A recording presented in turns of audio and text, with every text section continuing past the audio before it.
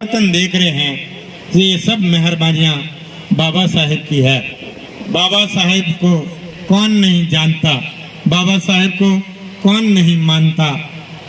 हम मानते हैं, हम जानते हैं और इनकी वास्तव में दी हुई शिक्षा, इनके द्वारा दिया गया मार्ग हमारे लिए मार्गदर्शन पीढ़ी दर पीढ़ी बना रहेगा, ऐसी हम आशा करते हैं। माननीय विशिष्ट अतिथि महोदय, मुख्य अतिथि महोदय और मंचासीन अतिथियों द्वारा पुष्प अर्पण करने के साथ ही हम इस कार्यक्रम का शुभारंभ कर रहे हैं। नारी शक्ति पूर्व सरपंच महोदय हरकू देवी, ग्राम पंचायत कुशीप, वर्तमान सरपंच भीमगोड़ा से उमेश जी सादर श्रद्धांजलि अर्पित करते हुए बाबा साहेब को, साथ में हुकम सिंह जी हेजू जेठाराम जी ने माला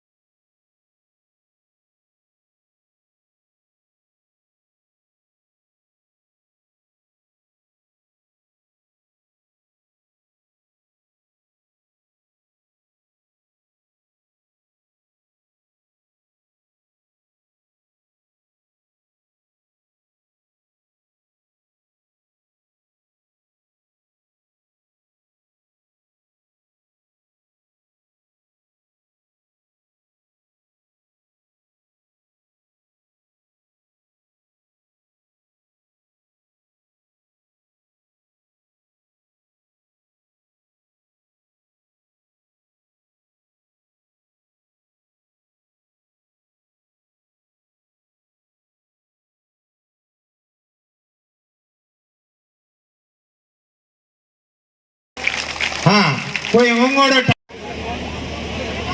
आ घड़ी वास्तव में एक संजोग एड़ा हमेशा बना रहे। बहुत बहुत धन्यवाद। इन भामा समारोह सम्मान किया मंचासीन अतिथियों निवेदन की कड़ी के बाद में आप एक नृत्य के लिए धर्म आ गया है और गीत वाला आप गीत बजाओ और कार्यक्रमियों हालते रही। केसरिया बालम पधारो नहीं मारे देश।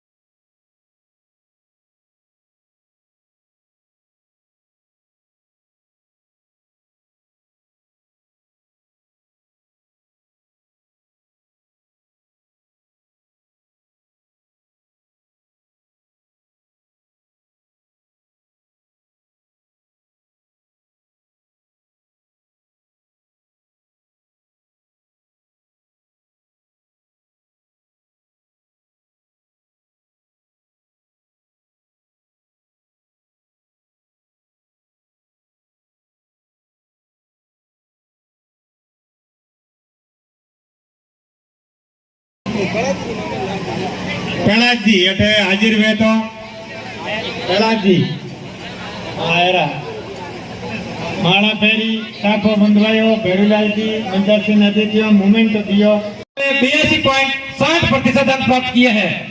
कक्षा 12 में विक्रम कुमार लिखवाराम ने इन्हें दिया आए और अपना प्रशस्ति पत्र मोमेंट जो इस संस्थान के सचिव है।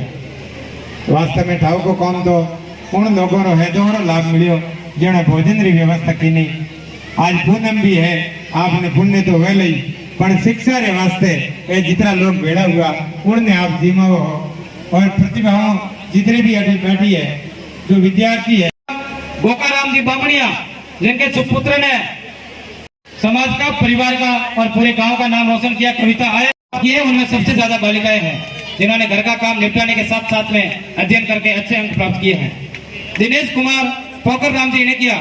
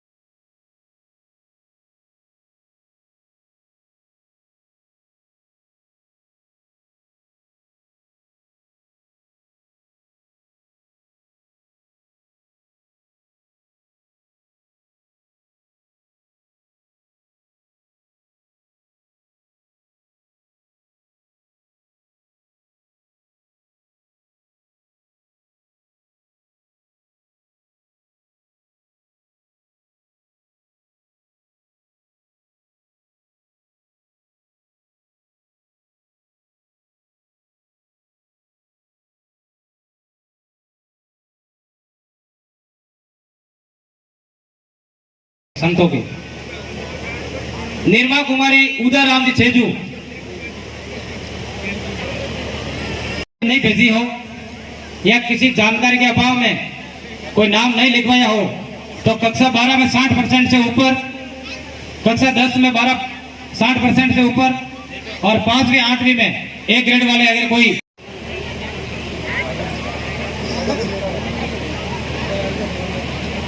जिनका भी मैंने नाम, तो आप ज्यादा लंबा प्रोग्राम नहीं चलेगा, आप अपने निर्धारित स्थान पर आकर के एक बार बैठे और अपने लिए एक स्वर्ग जैसो अवसर पैदा करे।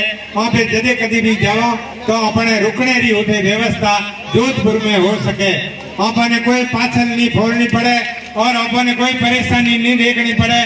अरहतो सम्मा सम्बुद्धस्स नमो तस्स भगवतो अरहतो सम्मा सम्बुद्धस्स नमो तस्स भगवतो अरहतो सम्मा सम्बुद्धस्स। बोधिसत्व बाबा साहब के चरणों में वंदन, पूज्य गुरु जी को वंदनामी, माता पिता को नमन। और आज जो मेघवाल समाज विकास एवं शिक्षा संस्थान द्वारा आयोजित ये जो स्नेह मिलन और प्रतिभा सम्मान समारोह में जो लोग शरीक हुए हैं उन सब का मैं भिक्खु डॉक्टर सिद्धार्थ वर्धन हार्दिक स्वागत और अभिनंदन करता हूँ। यहाँ इस समारोह में उपस्थित प्रबुद्ध उपासक उपासिकागण, माताएं बहनें, विद्यार्थी, मीडिया बंधु और दूर दराज के गांव और से पधारे हुए तमाम साथीगण जो इस कार्यक्रम के सहभागी बने हैं। समय काफी हो चुका है, ज्यादा समय आपका ना लेते हुए कम समय में ही अपनी बात रखूंगा ताकि हम समय पर इस प्रोग्राम को अंतिम रूप दे सकें। हम यहाँ पर इस प्रोग्राम में 3 भाग में मानता हूं, 3 भाग यहाँ उपस्थित है ऐसा मैं मानता हूं। पहला भाग है यहाँ समाज के बंधु हैं, जो माताएं बहनें बुजुर्ग युवा साथी है। दूसरा भाग वो है जो अभी पढ़ रहा है, स्टूडेंट है, विद्यार्थी है, जिनका हम बहुमान कर रहे हैं। और तीसरा भाग है जो ये प्रोग्राम आयोजित करवा रही है संस्था, जो आपने अपने ही में से कुछ लोगों को चुन करके एक संस्था बनाई है, वो संस्था।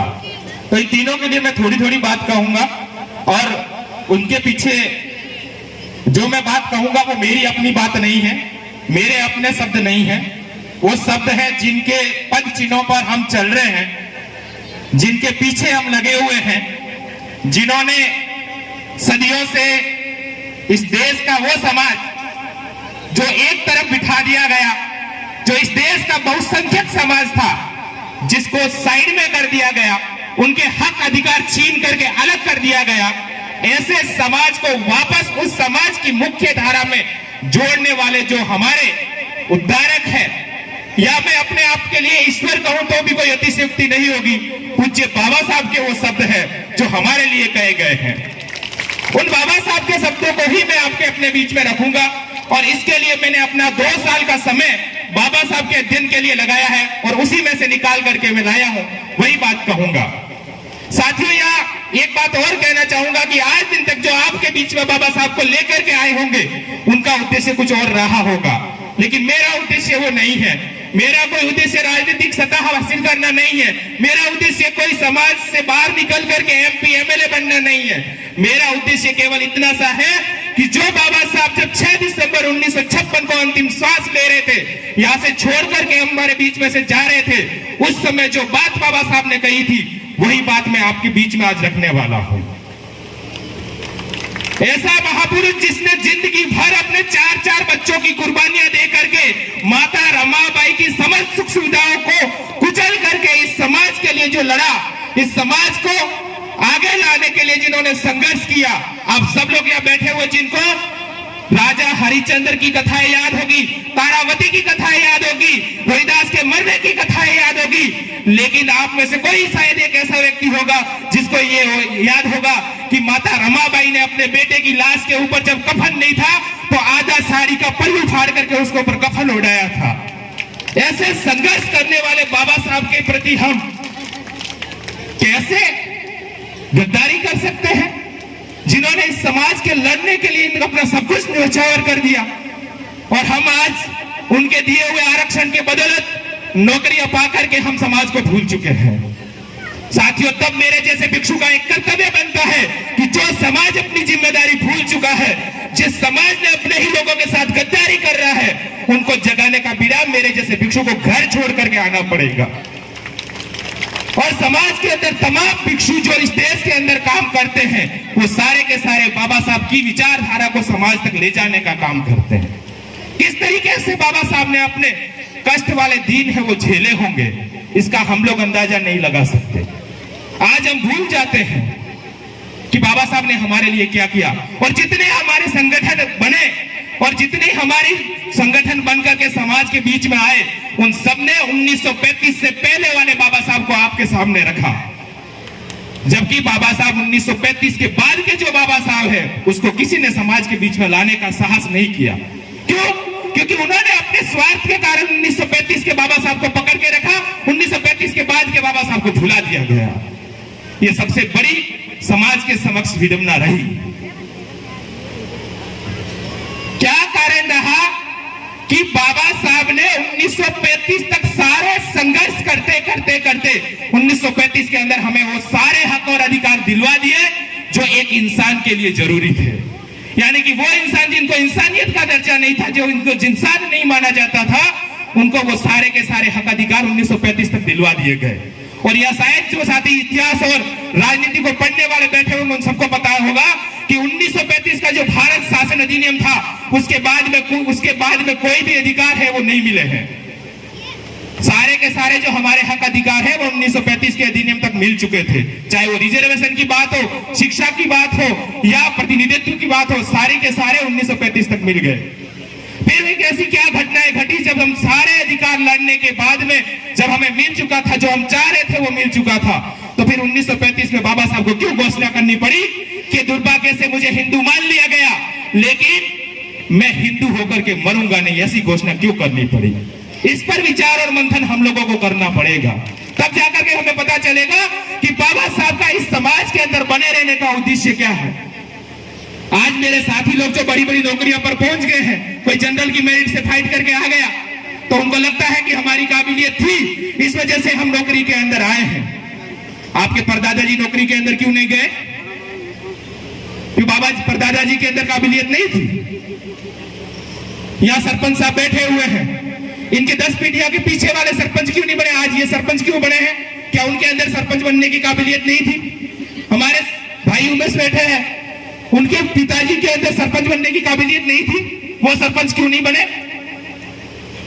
इसका एक ही कारण है कि काबिलियत तो थी लेकिन अवसर नहीं था। अवसर आपसे छीन लिया गया, आपको तो अवसर नहीं दिया जाएगा, आप तो दूर ही रहो साहब, ये सारे काम तो हम ही करेंगे।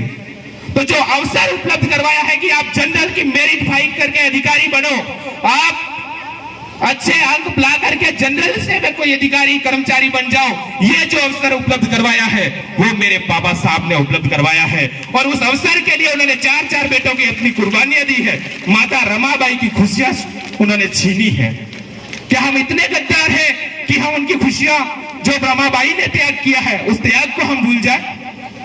आज यदि एक दिन के लिए पति घर पे नहीं लौटता है ना, तो पीछे पत्नियां हैं वो बहुत ज्यादा परेशान हो जाती है कि अभी तक आए नहीं, क्या होगा, क्या परेशानी होगी। और उस पत्नी का आप अंदाज लगाइए जिसका बेटा घर के अंदर लाश के रूप में आंगन में पड़ा हो और वो गोलमेज सम्मेलन में आपके हक और अधिकार के लिए लड़ने जाता है, तब उस पत्नी के ऊपर क्या गुजरी होगी कि मेरा पति आज मेरे साथ होता तो शायद मेरे बेटे का अंतिम संस्कार अच्छे से होता। हम उस गद्दारी को भूल रहे हैं। कहां तक हमने कुछ खोया है और हम लोग ये कह रहे हैं कि हमने समाज के लिए बहुत बड़े बड़े काम कर दिए हैं। कहां किए हैं? क्या हमने बाबा साहब जैसा कोई त्याग किया है? ये जो नाम और मालाएं और पुष्प हम अर्पित कर रहे हैं वो किसी ऐसे ही नहीं मिले हैं। उन्होंने जो त्याग किया है, उस संघर्ष किया, उस संघर्ष के बदौलत आपको मिले। तो मैं बाबा साहब की बात को आपके बीच में रखना चाहूंगा कि बाबा साहब ने क्या कहा है समाज के लिए और बाबा साहब आज पूज्य क्यों है, ये बात बाबा साहब ने क्यों कही है। बाबा साहब से जब पूछा गया कि आपको पूरा भारत ही नहीं पूरा विश्व आपको क्यों मानता है, तो बाबा साहब ने कहा कि मेरे अंदर 3 का अच्छाइयां हैं और वो हमारे समाज को सीखने की जरूरत है। बाबा साहब ने पहली बात कही वो विद्यार्थियों के ऊपर भी लागू होती है, विद्या। बाबा साहब ने कहा कि मेरे पास विद्या है, शिक्षा है। शिक्षा का मतलब ये नहीं है कि आप किसी स्कूल कॉलेज से कोई बड़ी सी डिग्री हासिल करके लेकर के आएंगे, वो शिक्षा नहीं है। शिक्षा वो है जो आपके अंदर विवेक जगाती है, सही और गलत का फैसला करना सिखाती है कि ये बात तो सही है और ये गलत है। और कोई कहेगा कि नहीं हमने तो एमए बीएड कर लिया या पीएचडी कर लिया इसलिए हम तो शिक्षित है, तो वो बात शायद गलत हो जाती है। और मैं उसका उदाहरण के तौर पर मैं आपको बताना चाहूंगा, या बहुत सारे लोग बैठे होंगे जिनको गुजराती पढ़नी नहीं आती होगी, कन्नड़, तमिल, तेलुगु, मलयालम पढ़नी नहीं आती होगी, उर्दू पढ़नी नहीं आती होगी। क्या जितने सारे पढ़े लिखे लोग जिनको ये पढ़नी नहीं आती वो अनपढ़ है? क्या वो शिक्षित नहीं है? फिर ऐसा क्यों? हमने स्कूल और कॉलेज के अंदर जाकर के सीखा है, ज्ञान प्राप्त नहीं किया है। और सीखा क्या? अक्षरों की पहचान करना, अक्षरों को पढ़ना और उसका वाचन करना, और उसी के माध्यम से हमने अपना विवेक जगाया कि सही और गलत क्या है। तो ऐसी शिक्षा हमें प्राप्त करनी होगी, एक बात। दूसरी बात, बाबा साहब की जो सबसे महत्वपूर्ण विशेषता है वो उनका चरित्र है। उनके तत्कालीन जितने सारे नेता थे, चाहे वो नेहरू हो, चाहे वो गांधी हो, चाहे वो गोपाल कृष्ण गोखले हो, चाहे जितने सारे नेता उनके समकालीन थे, उन सबके अंदर चरित्र के नाम पर कोई न कोई प्रश्नवाचक चिन्ह जरूर है। और बड़ी बड़ी किताबें लिख दी गई उनके ऊपर, गांधी जी के ऊपर और नेहरू जी के ऊपर तो बहुत सारी किताबें लिखी उनके चरित्र को लेकर के। लेकिन मेरे बाबा साहब के लिए मैं गर्व से कह सकता हूं कि आज दिन तक चरित्र के नाम पर उनके ऊपर कोई दाग नहीं है। उनका चरित्र है वो संसार के सबसे उच्च कोटि के व्यक्तियों का चरित्र है। और बाबा साहब इसके लिए कहते हैं कि मैंने अपने जीवन के अंदर में बहुत बड़े बड़े लोगों के साथ उठा बैठा, चाहे वो वायसराय हो, चाहे वो अंग्रेज अधिकारी हो, अंग्रेज शासन के प्रधानमंत्री हो, उनके साथ में मैं उठा बैठा। मैंने बहुत बड़ी बड़ी पार्टियां अटेम्प्ट की है, लेकिन मैंने शराब के गिलास के कभी हाथ नहीं लगाया। आप अंदाजा लगा सकते हैं। और हम ये दोष देते हैं कि संगत खराब थी इसलिए बच्चा बिगड़ गया। क्या बाबा साहब से उच्च संगत किसी की हो सकती है? फिर उन्होंने किसी शराब के गिलास के हाथ क्यों नहीं लगाया? वो गर्व से लिखते हैं कि मैंने कभी शराब के गिलास के पीना तो दूर की बात है, मैंने उसके कभी हाथ नहीं लगाया। इतना उच्च कोटि का चरित्र है, वो किसी भी भारतीय राजनेता के अंदर देखने को नहीं मिलेगा। ये मेरे बाबा साहब के अंदर है। तो जब हम बाबा साहब की दुआई देते हैं और बाबा साहब के वंशज अपने आप को कहते हैं और बाबा साहब के कदमों पर चलने वाला हम समाज कहते हैं, तो हमारा समाज शराब की जो लत लेकर के पैदा हुआ है उसको हमें छोड़ना पड़ेगा, त्यागना पड़ेगा। या तो आप शराब छोड़िए या फिर बाबा साहब का नाम लेना छोड़िए। इन दोनों बातों में से एक बात को आपको चूज करना पड़ेगा। दोनों बातें आपके शामिल नहीं चलेगी। ये ऐसा नहीं हो कि हम 14 अप्रैल और 6 दिसंबर को बाबा साहब की जयंती मनाने के बाद में दारू के ठेके पर मिले कि हम पूरे दिन थक गए हैं इसलिए हम यहाँ थकान उतार रहे हैं। ऐसा कतई नहीं होना चाहिए।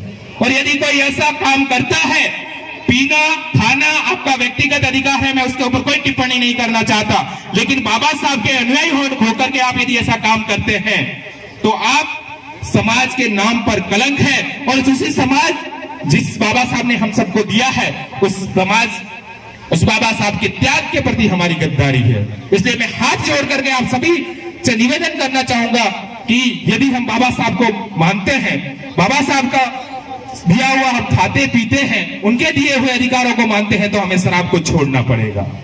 इसके अलावा आपका उद्धार नहीं हो सकता। और तीसरी बात थी बाबा साहब के अंदर स्वाभिमान। उन्होंने स्वाभिमान के साथ में कभी समझौता नहीं किया। चाहे घर बेचना पड़े हो, चाहे कुछ भी करना पड़ा हो, लेकिन स्वाभिमान के साथ में समझौता नहीं किया। उन्होंने नौकरी छोड़ दी लेकिन स्वाभिमान के साथ समझौता नहीं किया। उन्होंने मंत्री पद से त्याग पत्र दे दिया लेकिन स्वाभिमान के साथ में समझौता नहीं किया। तो हमारा जो स्वाभिमान है वो स्वाभिमान उच्च कोटि का होना चाहिए। और उस बात में एक बात होनी चाहिए कि उसमें हमारा कोई व्यक्तिगत स्वार्थ नहीं होकर के पूरे समाज का स्वार्थ और उनका हित उसमें छिपा हुआ होना चाहिए। तब हम बाबा साहब को हम अच्छी तरीके से एक श्रद्धांजलि अर्पित है वो कर पाएंगे। ये बात समाज के लिए, समाज पूर्णतया अच्छी तरीके से शिक्षित हो, विवेकशील हो, तर्कशील हो और तर्क के आधार पर किसी भी व्यक्ति को हम अपनी विचारधारा कायम करने पर काम कर सकेंगे। इनके बिना हम अपना सामर्थ्य नहीं जुटा पाते हैं। आज की युवा पीढ़ी के लिए सबसे बड़ी दुखदायी बात यह है कि हम बिना सामर्थ्य के लड़ाई लड़ने जाते हैं। हमारे पास होता कुछ नहीं है, सामर्थ्य होता नहीं है, लेकिन फिर भी हम लड़ाई लड़ने की बात करते हैं। तो लड़ाई लड़ने से पहले हमें अपना सामर्थ्य बढ़ाना पड़ेगा, हमारी ताकत को बढ़ाना पड़ेगा। उस ताकत के बिना हम लड़ाई है वो जीत नहीं सकते। ये तीन बातें समाज के लिए विशेष रूप से है। विद्या, शिक्षा उच्च कोटि की शिक्षा हो, चरित्र है वो उच्च कोटि का हो और स्वाभिमान है वो उच्च कोटि का हो। और यहाँ जो विद्यार्थी बैठे हुए हैं उन सबके लिए मैं एक बात कहना चाहूंगा। क्यों? क्योंकि ये बात आपको इसलिए नहीं पता है कि हमने बाबा साहब को पढ़ा नहीं है। हम केवल बाबा साहब को मानते हैं, बाबा साहब को जानने का साहस हमने नहीं किया।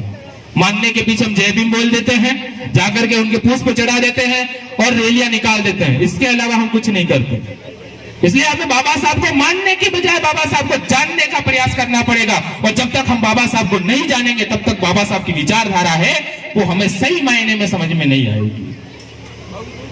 बाबा साहब विद्यार्थियों के लिए क्या कहते हैं?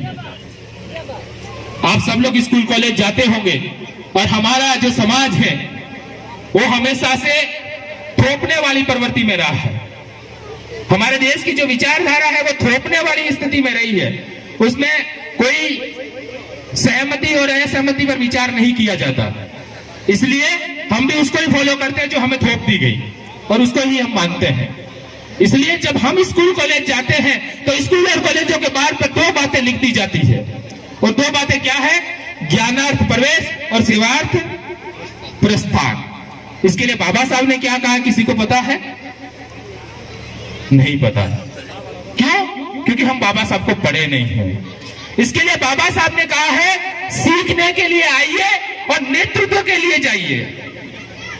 क्या कहा है? सीखने के लिए, ज्ञानी बनने के लिए नहीं, ज्ञानार्थ प्रवेश नहीं, सीखने के लिए प्रवेश। और मैं यही बात कह रहा था कि हमारे जितने सारे विद्यार्थी हैं, उन विद्यार्थियों को विद्यालय के अंदर सीखने के लिए जाना चाहिए।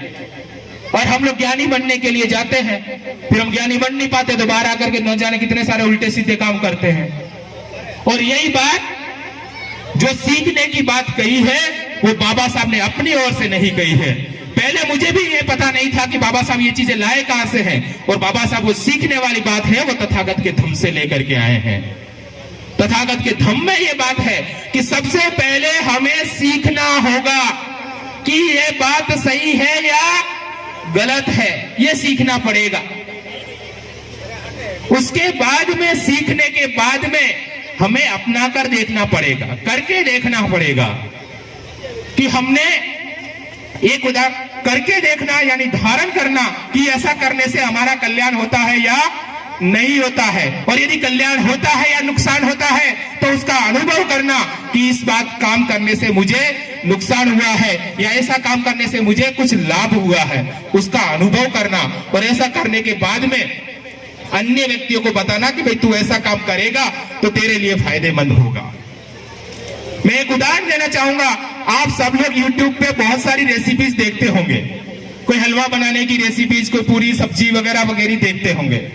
आपने उसको देखा, आपने एक लिस्ट बना ली कि ये सामग्री इस रेसिपी को बनाने के लिए चाहिए, और आपने सामग्री भी ले आए, आपने देख करके सीख लिया। लेकिन यदि आपने उसको बना करके नहीं देखा तो आपको पता नहीं चलेगा कि ये बनता है या नहीं बनता है। तो आपको करके देखना। और यदि आपने करके भी देखा, आपने किसी हलवे पूरी की रेसिपी देखी और उसको बना करके रख दिया, लेकिन आपने उसको चखा नहीं, खाया नहीं, तो आपको पता नहीं चलेगा कि उसमें वो टेस्ट आया है या नहीं आया है। और खाने के बाद में यदि अनुभव नहीं किया कि मुझे कुछ लाभ हुआ है या नहीं हुआ है, तो आपका सीखना बेकार। इसलिए सीखना, धारण करना, अनुभव करना और अन्य को सिखाना, ये हमारी परंपरा में होना चाहिए। और जब हम ये ऐसा करके निकलते हैं तो जो चौथी बात कह रहे हैं कि अन्य को सिखाना, वही बाबा साहब बात कहे हैं कि हमें अपने समाज का नेतृत्व करना होगा। हम बाहर आकर के समाज का नेतृत्व नहीं करते हैं, हम समाज को तो भूल जाते हैं। हम केवल जैसे नामा जी कह रहे थे, बीवी और टीवी में मस्त हो जाते हैं, अच्छा बंगला, अच्छा घर बनाने में व्यस्त रहते हैं।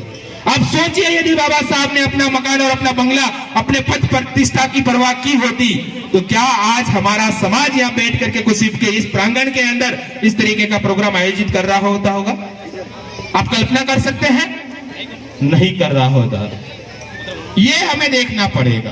तो हमारे विद्यार्थियों के लिए सीखने के साथ में बाबा साहब ने एक और बात कही है, चरित्र उच्च कोटि का होना चाहिए। और उसमें सबसे बड़ी बात कही उन्होंने सील। जो बौद्ध धर्म के अंदर सील ही ईश्वर है, ऐसा माना बाबा साहब ने। क्योंकि बौद्ध धर्म ईश्वर को नहीं मानता, किसी देवी देवता में विश्वास नहीं करता, किसी पारलौकिक शक्तियों में विश्वास नहीं करता, तो किसको ईश्वर मानता है, ये बात भी हमारे दिमाग में होनी चाहिए। और बौद्ध धर्म अपना ईश्वर जो मानता है वो सील को मानता है, सदाचार को मानता है, नैतिक नियमों को ही उन्होंने ईश्वर का दर्जा दे रखा है। इसलिए बाबा साहब ने जो बुद्ध और उनके धर्म का भविष्य लेख है उनका, उसमें बात कही है कि जो अन्य धर्मों के अंदर ईश्वर, गॉड, पैगंबर, अल्लाह का स्थान है, वही बौद्ध धर्म के अंदर सील और सदाचार का स्थान है। अब सील क्या? 5 सीलों का पालन करना होता है। किसी प्राणी को सताना नहीं, मारना नहीं, पीटना नहीं, उसको परेशान नहीं करना जब तक वो हमारे को परेशान नहीं करता। यदि सांप काटने आए और आप कह रहे हैं कि हमें तो परेशान नहीं करना है, तो फिर नुकसान कर जाएगा। हमें जब तक अहिंसा का पालन करना है, जब कोई हमारे ऊपर आकर के गिरता नहीं है। लेकिन यदि कोई गिरता है तो हमें अपनी सुरक्षा करना भी आना चाहिए। ये बौद्धों का अहिंसा का सिद्धांत है। दूसरा सील है चोरी नहीं करूंगा, और तीसरा सील है व्यभिचार नहीं करूंगा, किसी बहन बेटी के साथ में छेड़छाड़ी, गलत व्यवहार, बलात्कार, इस तरीके का काम नहीं करूंगा। चौथा सील है झूठ नहीं बोलूंगा, निंदा नहीं करूंगा, चुगली नहीं करूंगा, किसी को कटु नहीं बोलूंगा, और 5वां सील है किसी भी प्रकार का नशा नहीं करूंगा। ये 5 सील जो पालन करता है वही व्यक्ति सर्वश्रेष्ठ होता है। ऐसा मैं नहीं कह रहा, पूज्य बाबा साहब कह रहे हैं। ये बात हमें सीखनी पड़ेगी। और हमने किसी और चीजों को मान लिया, किसी और जगह लग करके रह गए, जो बातें हमें करने के लिए कहा गया था वो नहीं करके हम बाबा साहब की पूजा और वंदना में लग गए। और तीसरी बात मैं इस संस्था के लिए कहना चाहूंगा, संस्था के जितने पदाधिकारी हैं वो थोड़ा सा ध्यान दें। प्रशस्ति पत्र कोई आने वाले मेहमान नहीं दे रहे हैं, ये बात नोट कर लें। इसलिए मेहमान, मुख्य अतिथि, अध्यक्षता के सिग्नेचर नहीं करवाने हैं। और उसके एवज में कोई नहीं आता है तो पूरा प्रमाण पत्र खराब जाता है। इसलिए ये संस्था सम्मान कर रही है, न कि आने वाले मेहमान। तो उसके ऊपर केवल 2 व्यक्तियों के सिग्नेचर होने चाहिए, संस्था के अध्यक्ष और संस्था के मंत्री यानी सेक्रेटरी, सचिव जो भी है, उन 2 व्यक्तियों के सिग्नेचर होने चाहिए। तीसरे किसी व्यक्ति के सिग्नेचर की उसके ऊपर जरूरत नहीं है। ये बात। अब संस्था जो हम बना रहे हैं उसके लिए क्या करना है? संस्था को सबसे पहले जो व्यक्ति इसमें जुड़े हुए हैं, चाहे कोई भी संस्था है, किसी भी प्रकार की संस्था है, उसमें सबसे पहला गुण ये होना चाहिए कि उसके सभी सदस्यों के अंदर प्रतिबद्धता होनी चाहिए। प्रतिबद्धता का मतलब है कि सारे काम छोड़ करके जब भी संस्था के काम के लिए उनको बुलाया जाए, सब लोग उस काम को छोड़ करके संस्था के काम के लिए हाजिर हो। पहला काम, प्राथमिकता संस्था के कार्यों को दें। अपने कोई व्यक्तिगत कार्य जिसमें किसी का नुकसान हो रहा हो तो उसको पहले संभालना चाहिए। लेकिन यदि हमारा कोई नुकसान नहीं हो रहा है, किसी व्यक्ति की जान जोखिम में नहीं है, तो हमें संस्था के काम को ज्यादा तवज्जो देनी चाहिए। यह प्रतिबद्धता। दूसरा काम है पारदर्शिता। जितना पैसा आया, कितना पैसा खर्च हुआ, कहां कहां लगाया, प्रत्येक काम के अंदर पारदर्शिता होनी चाहिए। जब भी आप बजट पेश करें, जब भी किसी संस्था के सदस्य के सामने लेखा जोखा रखे, तो उसमें कोई किसी भी प्रकार का घालमेल नजर नहीं होना चाहिए, न ही कहीं पर डाउटफुल जैसी स्थिति होनी चाहिए। ऐसे नहीं कि भाई हमने कोई बिल नहीं लगाया, वाउचर नहीं डाला और हमने संस्था के बजट को हमने खर्च कर दिया, ऐसा नहीं हो। तो दूसरा काम है पारदर्शिता। तीसरा है प्लानिंग के साथ में काम करना, प्रयोजना बनाना कि हमारा संस्थान का मुख्य काम क्या रहेगा, इस साल हमें क्या करना है, इस पर संस्था को पहले सोच लेना चाहिए। और जब हम प्लानिंग के साथ कोई काम करते हैं तो वो काम है वो निश्चित तौर पर हमारा सफल होता है और उसके परिणाम भी सुखद आते हैं। तो ये संस्था के लिए 3 काम करने जरूरी है। तो ये संस्था की बात। अब समाज के अंदर एक और बात, या जो माताएं बहनें बैठी है, इनके लिए मैं ये कहना चाहूंगा कि हमारे लिए यदि हम बाबा साहब की बात करते हैं तो बाबा साहब ने समाज की तरक्की के लिए क्या कहा? वे किसी से पूछे कि कौन सा समाज विकसित है, ऐसा पूछते हैं ना, तो बाबा साहब ने क्या कहा कि किसको विकसित समाज कहेंगे, समाज की तरक्की का आकलन कैसे करेंगे? तो बाबा साहब ने यह कहा कि जिस समाज के अंदर महिलाओं की स्थिति अच्छी है वो समाज सबसे तर्कवान है, प्रगतिशील है, विकसित है। अब हमारी महिला तो लंबे लंबे घूंघट में बैठी हुई है, तो बोले कौन?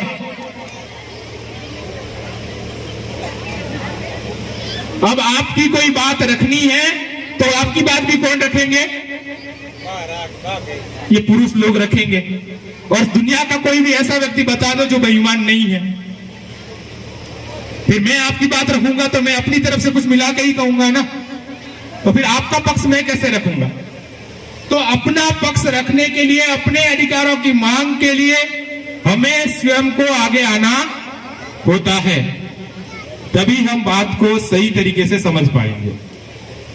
इसलिए आजादी के 75 साल बाद भी महिलाओं ने अपनी आवाज नहीं उठाई। जो 50% इस समाज का हिस्सा है उन्होंने एकजुटता नहीं दिखाई, इसलिए आजादी के 75 साल बाद भी आपको बराबर का दर्जा नहीं मिला। क्योंकि पैरवी करने वाला पुरुष है और पुरुष है वो आपकी सही से पैरवी नहीं करता है। मान लो एक उदाहरण देना चाहो, आप बीमार हैं, आपको कोई शारीरिक तकलीफ है, और आप किसी और महिला को भेज दे कि तू जाकर के डॉक्टर को बता दे मेरी ये तकलीफ है और तुम्हारा इलाज हो जाएगा, क्या संभव है?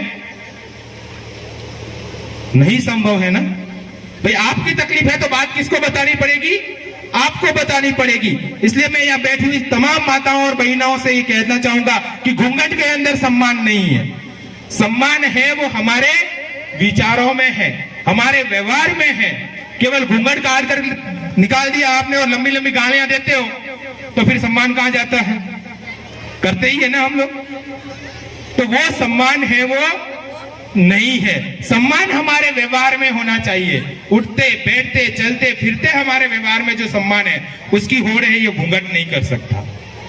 और इस बात को महिलाएं आवाज नहीं उठाए, इसके लिए हम पुरुष एक बहुत बड़ा खेल खेलते हैं। और खेल क्या खेलते हैं? हमारी संस्कृति और सभ्यता भावनाओं में बांधते हैं। ये तो हमारी संस्कृति है, ये हमारी सम्मान है, इस तरीके की भावनाओं में हम बांध देते हैं। और यदि बाबा साहब ने इस तरीके की बात सोची होगी कि ये हमारी संस्कृति है, ये हमारी विचारधाराएं हैं, ये हमारी परंपराएं हैं, तो शायद आज आप इस तरीके से मंच पर बैठ करके भाषण नहीं दे रहे होते। क्योंकि परंपरा तो ये थी ना कि सबसे ऊपर तो ब्राह्मण रहेगा, वही बात कहेगा, वही स्वीकार करनी है। फिर आप अपनी बात कैसे कर सकते थे?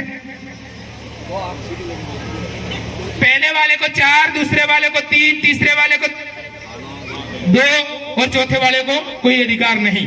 इस तरीके का यार हमारा जो समाज था, तो बाबा साहब ने हम सबके लिए 4 अधिकार जो ब्राह्मण के पास में थे, वही अधिकार समाज के प्रत्येक व्यक्ति को, चाहे वो किसी देश, जाति, धर्म और स्थान पर क्यों न जन्मा हो, जो अधिकार हमें प्रदान किए हैं। और बाबा साहब ने ऐसा सोचा होता कि ये हमारी परंपरा है, ये हमारी सभ्यता है, ये हमारी संस्कृति है, ये हमारे धार्मिक कानून है, तो शायद हम लोगों को अधिकार नहीं मिलते। इसलिए हमें संस्कृति की परवाह नहीं करनी, हमें सभ्यताओं की परवाह नहीं करनी है। हमें परवाह करनी है तो अपने व्यक्तिगत हितों की परवाह करनी है। हमने अपने अधिकारों की परवाह करनी है, जो एक मनुष्य को जिंदा रहने के लिए जरूरी है। इसलिए जब मानव विकास की संकल्पना हुई, उस संकल्पना के अंदर एक बात और आई कि व्यक्ति को स्वाभिमान के साथ में जीना चाहिए। यह बात आप देख रहे हो ना, समता, स्वतंत्रता, बंधुता, न्याय, अखंडता, एकता, और इन सबके पीछे क्या होनी चाहिए? व्यक्ति की गरिमा होनी चाहिए। यदि गरिमा को ताक के रख करके आप समता, स्वतंत्रता, बंधुता, एकता और अखंडता की बात करते हैं तो सारी की सारी बातें बेकार है। इसलिए हमें व्यक्ति की गरिमा पर ध्यान देना होगा कि व्यक्ति की गरिमा क्या कहती है। किसी मानव के हक और अधिकारों को मार करके हम किसी देश की एकता, अखंडता, स्वतंत्रता और बंधुता की बात नहीं कर सकते। इसलिए हमें सबसे पहले व्यक्ति की जो गरिमा है, उस गरिमा को बनाए रखना होगा। इसी बात के साथ में मैं अपनी वाणी को विराम दूंगा और आशा करता हूं कि जितनी बात मैंने यहाँ कही है उसमें से कुछ बातें आप ग्रहण करेंगे। उसको ग्रहण करने के बाद में अपने जीवन में उतारेंगे, अनुभव करेंगे, तो निश्चित तौर पर हमारे समाज का कल्याण होगा, ऐसी कामना करता हूं। जिनके कलम से जिस मुकाम पे हम सब बैठे हैं, जिस जगह पर बैठे हैं, उनको भी याद करना हमारे लिए अत्यंत आवश्यक है। तो एक बार पुनः मेरे साथ बोलेंगे, जय भीम।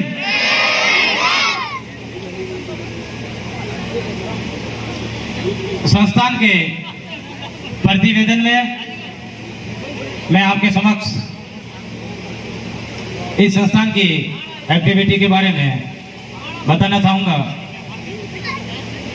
उनसे पहले मेरी रेस्पॉन्सिबिलिटी है कि आए हुए मेहमानों का एक बार पुनः मेघवाल समाज विकास एवं शिक्षा सेवा संस्थान की ओर से तहे दिल से हार्दिक स्वागत, अभिनंदन करता हूं।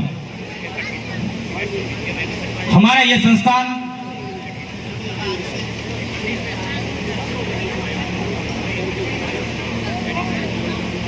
इस गांव के पढ़े लिखे युवा साथियों ने, जिनके मन के अंदर ये पीड़ा थी, जब ये यहाँ से पढ़ते किसी बाहर के गांवों में उच्च अध्ययन के लिए गए और जब उन्होंने वहाँ की रीति नीति, वहाँ के कार्यों को देखा, अन्य समाजों के साथ में उनकी एक्टिविटी के बारे में उन्होंने जाना, तो उन्होंने भी अपने मन में ये निश्चय किया कि क्यों ना हम भी मिलकर के हमारे गांव में हम ग्राम स्तर पर इस प्रकार का आयोजन कर सके, इस प्रकार की एक संस्था बना करके हम भी मानव हितार्थ समाज हित के लिए कुछ काम कर सके।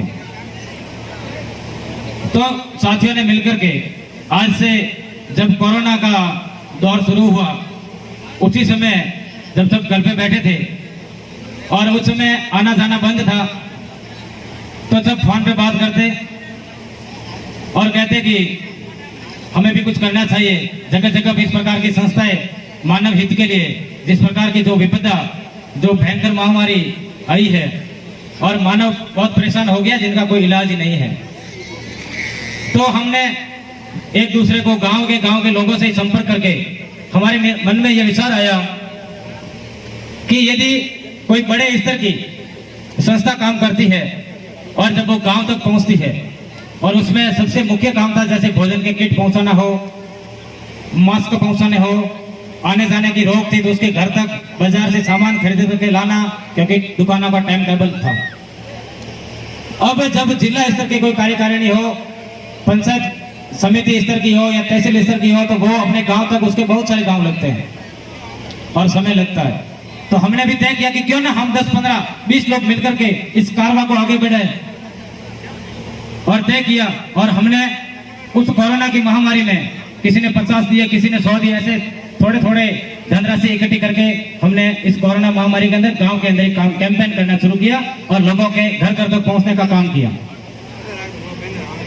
फिर हमारे पास में जो रुपए आए, राशन किट वितरण किए, जो भी काम करना था हमने किया। फिर हमारे पास में जो कुछ राशि जमा हुई, ये मैं बातें इसलिए बता रहा हूं कि सबको जानकारी भी होनी चाहिए और ये निष्पक्ष संस्थान है और हमारे बीच में जो अतिथि विराजमान है उनको भी इस प्रकार की जानकारी होनी चाहिए कि इसकी उपज कहां से हुई। तो हमारे पास में सारी व्यवस्थाएं जुटाने के बाद में हमने कैंपेन किया, तो उसमें कुछ राशि हमारे पास में बची। अब उन रुपयों को हम किसके पास रखें, ये पहली समस्या आई। कुछ 7-8 हजार रुपए के लगभग हमारे पास में शेष राशि बची थी, क्योंकि भामाशाहों की इस गांव में कोई कमी है नहीं। तो 7-8 हजार रुपए मैं मेरे पास रखूं, हो सकता है किसी के अंदर ऐसा आ जाए, मेरे साथी के साथ में रखूं, तो पैसे क्यों? तो हम सब ने निर्णय लिया कि क्यों ना हम सहकारी संस्था से एक संस्था रजिस्टर्ड करवा ले। तो हमने लगातार बैठ के जारी रखी, व्हाट्सएप के माध्यम से ग्रुप बनाया, उसमें हमने साथियों को जोड़ना शुरू किया। एक एक व्यक्ति को बात समझाई कि इस प्रकार का हम काम करेंगे, राजनीति में न होकर के हम सामाजिक स्तर पे काम करेंगे और जिसको जिस प्रकार की कोई सुविधा है या जिस प्रकार का कोई ज्ञान नहीं, उन तक ज्ञान पहुंचाने का काम करेंगे। हमने यहाँ के पढ़े लिखे विद्वान साथियों से सलाह मशविरा लिए। फिर हम बुजुर्गों के पास गए, जो हमारे पिता तुल्य बुजुर्ग यहाँ विराजमान है, इनसे आशीर्वाद मांगा और उन्होंने आशीर्वाद देने में कोई कमी नहीं छोड़ी। उन्होंने कहा जो भी आप करो हम आपके साथ में है, आप अच्छा कर रहे हो, हमने आपका काम देखा है। और संस्थान के सदस्यों को इन्होंने भरपूर दोनों हाथों से आशीर्वाद दिया और हम सब ने जाकर के संस्था का रजिस्टर करवाया बाड़मेर से, और संस्था रजिस्टर्ड है। संस्था रजिस्टर्ड करवाया। रजिस्टर्ड करवाने के बाद में स्टेट बैंक ऑफ इंडिया मतलब सिवाना में जो ब्रांच है उसमें जाकर के हमने बैंक का खाता खुलवाया। खाता खुलवाने के बाद में जो हमारे पास में जो शेष पैसे थे हमने उसमें जमा करवाए, और जमा करवाने के बाद में जो बैंक से हमें रसीद मिलती है उसको हमने व्हाट्सएप ग्रुप में शेयर किया। इतने पैसे हमारे पास में थे, हमने जमा कर दिया। फिर उन्होंने हमारे को एक स्कैनर दिया बैंक वालों ने, जिनको भी पैसा जमा कराना होता है डायरेक्ट आप खाते में जमा कीजिए, ना किसी के पास रहेगा, खाते में रहेगा। किसी भी काम में लेंगे हम खाते से निकाल के लेंगे, लेकिन ऐसे नहीं ले सकते। उसमें कार्यकारिणी बनाई गई। मेघवाल समाज विकास एवं शिक्षा सेवा संस्थान नाम से जो रजिस्टर्ड संस्था है उनमें हमने कार्यकारिणी बनाई, जिनके संरक्षक हमने शिक्षाविद को चुना जो हाल ही के दिनों में रिटायरमेंट हुए और पूर्व सरपंच साहिबा के पति श्रीमान रूपाराम जी सेजू जो अभी रिटायरमेंट है, शिक्षा विभाग में काम कर चुके हैं अध्यापक के पद पर, वो संरक्षक की भूमिका में, और उनके साथ में उमरदराज बबूता राम जी सोलंकी, हमने इन दोनों को संरक्षक के रूप में भूमिका दी, क्योंकि जो संस्था के नियम थे उस प्रकार से इनको हमने पद दिया। क्योंकि कुछ न कुछ देना, उसमें एक कार्यशाली होती है वो करना होता है।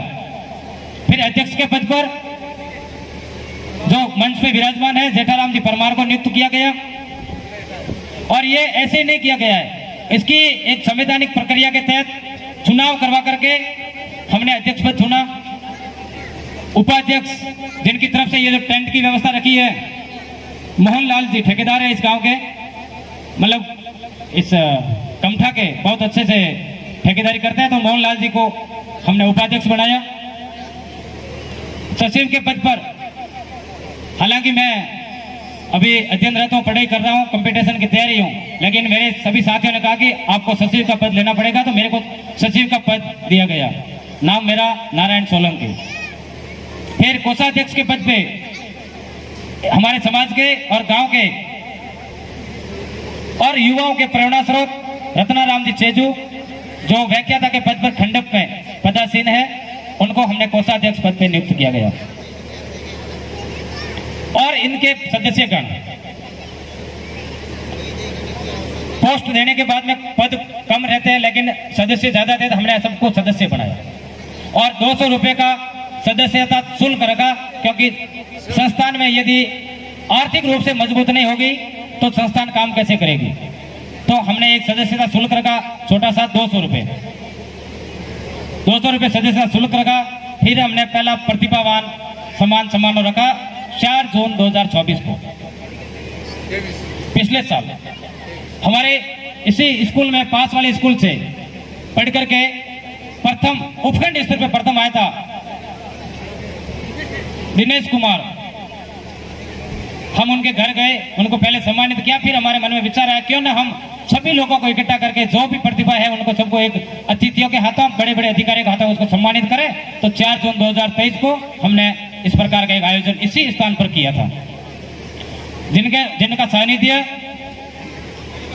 चाचौर में शिक्षा के क्षेत्र में क्रांति, चाचौर ही नहीं बल्कि संपूर्ण राजस्थान में महंत गणेश नाथ जी महाराज, जिनके सानिध्य में कार्यक्रम हुआ, और जिनके कार्यक्रम में सानिध्य के हुआ, और वहां पे अतिथि थे कुसुम लता जी चौहान, जो चिवाड़ा की एसडीएम रह चुकी है, और सुनील के Pawar ADM additional SP Jodhpur, और भी सरपंच महोदय भी उसी कार्यक्रम में विराजमान थे, और हम सब यहीं थे।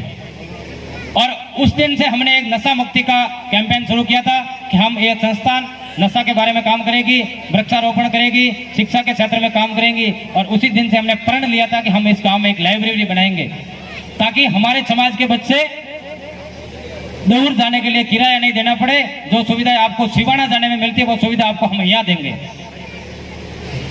और आप उस लाइब्रेरी का अवलोकन कर सकते हैं। हमने काम शुरू किया, हमने नहीं, हमारे पूरी संस्थान ने काम शुरू किया, और इन पिता तुल्य बुजुर्गों ने नित्य रूप से आकर के इस कार्यक्रम को देखा कि हाँ आपका काम सही दिशा में जा रहा है, और इन्होंने भरपूर समर्थन दिया।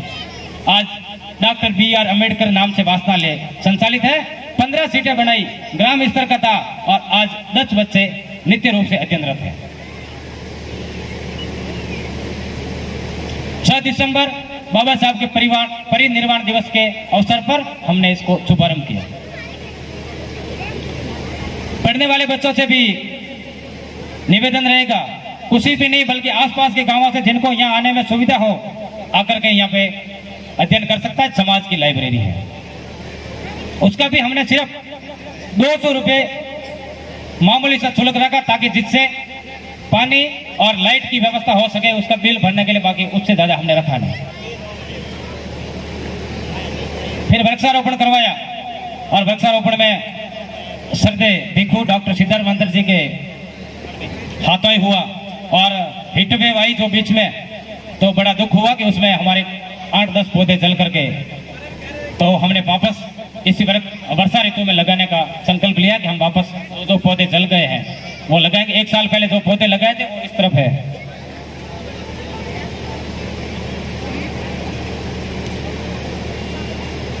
संस्थान के कामों से प्रभावित होकर के इस संस्थान में मैं पहले कह चुका हूं, भामाशाहों की कमी नहीं है।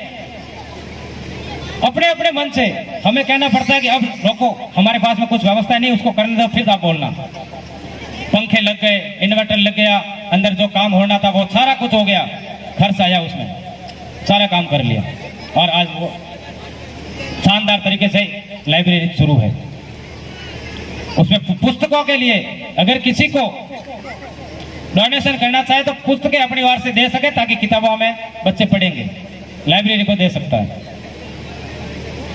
फिर गांव के सरपंच महोदय ने कहा कि जब आप इतना सब कुछ कर रहे हो तो मैं भी मेरे पीछे क्यों रहूं। और पिछले प्रोग्राम में यही से इसी मंच से कहा था कि मैं आपके क्या है बोलो। मैंने कहा पानी के लिए कुछ नहीं है, चलो मुहूर्त करते हैं। उसी दिन मुहूर्त किया और आज टांका भी बनके तैयार है और पास के अंदर ईंटें भी लग चुकी है। जब करते हैं ना तो सपोर्ट करने के लिए है, लेकिन करने वाला भी तो चाहिए। और आज आगे भी जब हम ठाकुर साहब को जो काम बताएंगे और आशा और उम्मीद है, पहले भी किया है और आगे भी करेंगे, ऐसा हम सबको विश्वास है और आशा भी है। संस्थान के कामों में बहुत काम है, लेकिन कार्यक्रम थोड़ा क्या देरी से प्रारंभ हुआ है, तो दो चार बातें बता करके मैं फिर वापस सर मोटाराम जी को मंच सुपुर्द करूंगा। कि एक बार हमारे गांव में एक आपदा आई थी। आपदा ऐसी आई कि सर्पदंश से व्यक्ति की मृत्यु हो गई। परिवार में छोटे छोटे बच्चे थे। तो संस्थान के पास में कुछ था तो उन्होंने उनका भरपूर सहयोग किया और एक मुश्त से आपात कोष का गठन किया और 50,000 रुपए की तुरंत प्रभाव से सहायता प्रदान की।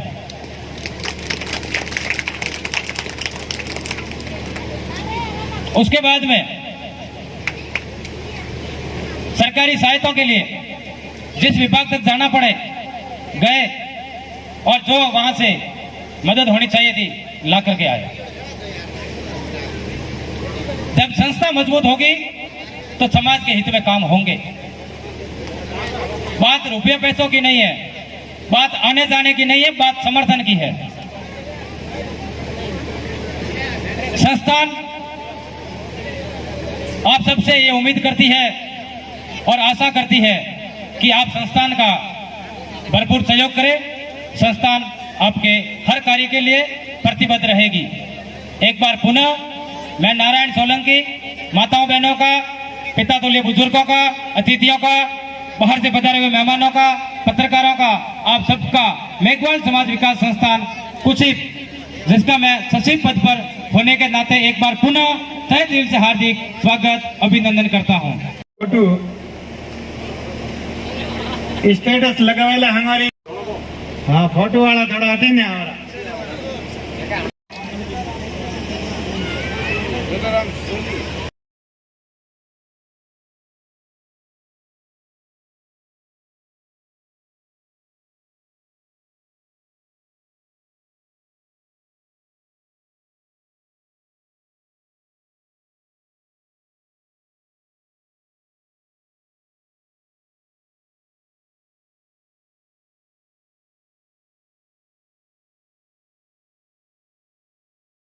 अगली सूची में गीता नेमाराम जी छेजू कला वर्ग में 66% प्राप्त कर 66% प्राप्त कर परिवार और पूरे समाज और गांव का नाम रोशन किया। गीता आए और अपना सम्मान प्राप्त करें।